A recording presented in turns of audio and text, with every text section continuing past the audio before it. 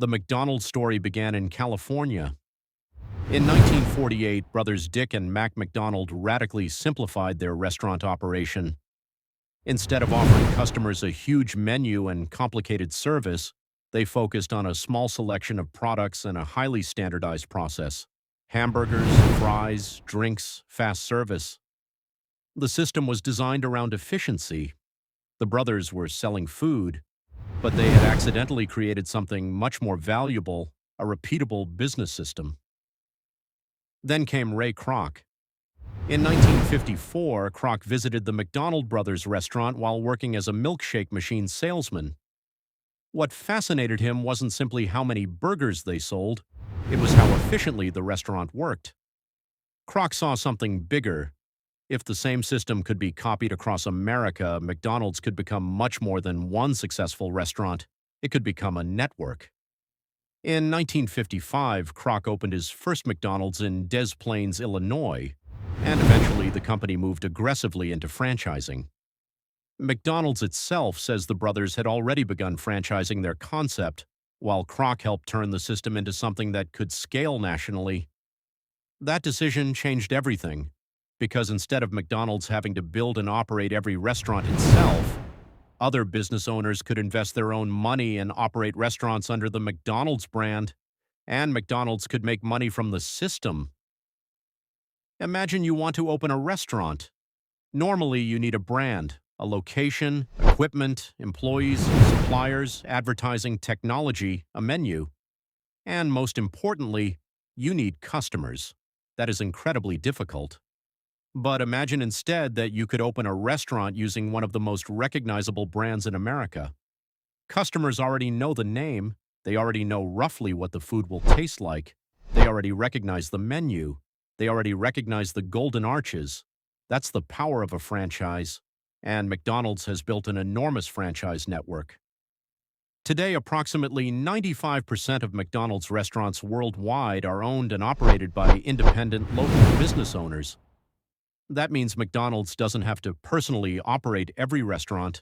Instead, franchisees invest capital and take on much of the operational risk. They run the restaurants, they hire employees, they manage local operations, they deal with many of the day-to-day challenges. But McDonald's provides something extremely valuable: the system, the brand, the operating standards, the technology, the marketing, the menu, the training, and the customer trust. It's basically a business ecosystem, and McDonald's gets paid for access to that ecosystem. This is the part many people miss. When you buy a Big Mac, the entire $10 or $12 you spend doesn't simply become McDonald's profit. There are food costs, labor, utilities, occupancy, franchise costs, taxes, other operating expenses. But McDonald's corporate revenue can come from something much more interesting: rent and royalties. McDonald's investor materials describe its business model as generating revenue from rent, royalties, and initial fees, along with profits from company-operated restaurants. Think about the difference. A traditional restaurant makes money primarily when it sells food, but a heavily franchised company can build another layer of revenue around the restaurant. The franchisee sells the food, the restaurant generates sales, and McDonald's receives contractual payments connected to the franchise relationship.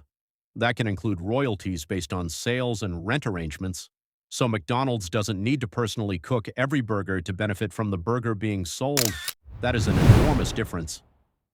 Now we get to one of the most fascinating parts of the McDonald's business: real estate. A McDonald's location isn't just a restaurant.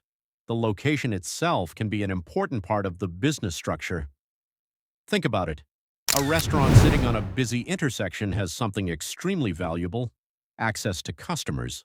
Cars pass by. People see the sign. Families recognize the location. Drivers know where it is. And the restaurant can potentially generate sales for years. McDonald's business materials show that its conventional franchise model can involve rent and royalties, with McDonald's having interests connected to the real estate and restaurant location. This creates a fascinating relationship. The franchisee is running a restaurant, but the broader system can connect the restaurant's success with the value of the location and the ongoing franchise relationship. And suddenly, the Golden Arches aren't just advertising food, they are sitting on an economic asset. That changes the way you think about every McDonald's you drive past. You're not simply looking at a fast food restaurant, you're looking at a piece of a massive commercial system. Now imagine you have one restaurant. You negotiate with suppliers, you create advertisements, you train employees, you develop technology, you test new products. Everything is expensive. But now imagine you have thousands of restaurants. Suddenly, scale changes everything. A marketing campaign can reach millions of people. A new technology system can be rolled out across thousands of locations. Suppliers can operate within an enormous network. A successful menu item can be introduced across markets, and customers already recognize the brand. This is why McDonald's isn't simply competing restaurant by restaurant, it's competing as a system. The company says its franchise model creates a relationship between McDonald's, franchisees, and suppliers, what it describes as a three-legged stool. Every part supports the others. More customers can mean more restaurant sales. More sales can strengthen the franchise system. A stronger system can support more investment. More locations create greater brand visibility. And greater visibility can bring even more customers. That's a powerful feedback loop. Here's another important insight. McDonald's doesn't only sell hamburgers, it sells convenience, it sells predictability, it sells speed, and it sells familiarity. Think about traveling across America. You could stop at a local restaurant you've never visited, or you could see those golden arches and already know what you're getting. That familiarity has economic value. A customer doesn't have to spend 5 minutes deciding whether they trust the restaurant. The brand has already done that work. And McDonald's has spent decades building that trust. The company says its original principles of quality, service, cleanliness, and value remain central to its operations. This consistency is part of the product. The burger is one product, but the experience is another, and the brand itself is arguably the most valuable product of all. Look closely at the McDonald's menu. It's not random.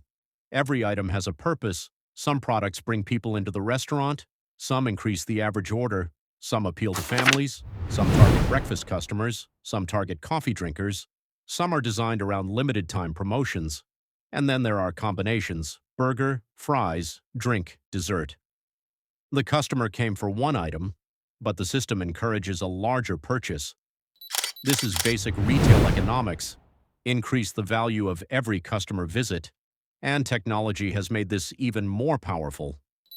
Mobile ordering, digital menus, loyalty programs, and personalized offers allow McDonald's to interact with customers before they even reach the counter.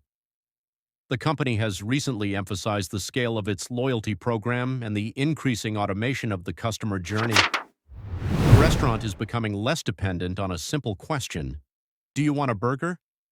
Instead, the system can ask, what would you like today? What did you buy last time?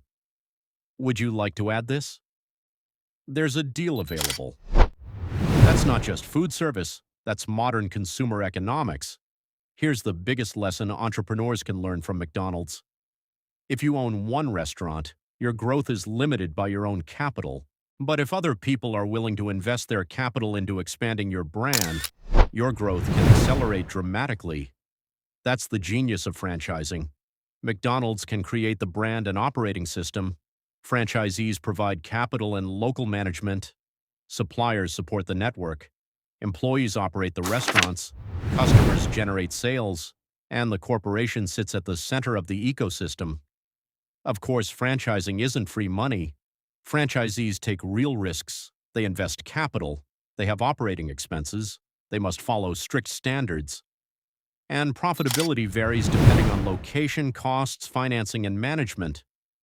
McDonald's itself emphasizes that franchise profitability depends on several factors, and that franchisees are independent business owners taking on the risks and rewards of operating their restaurants.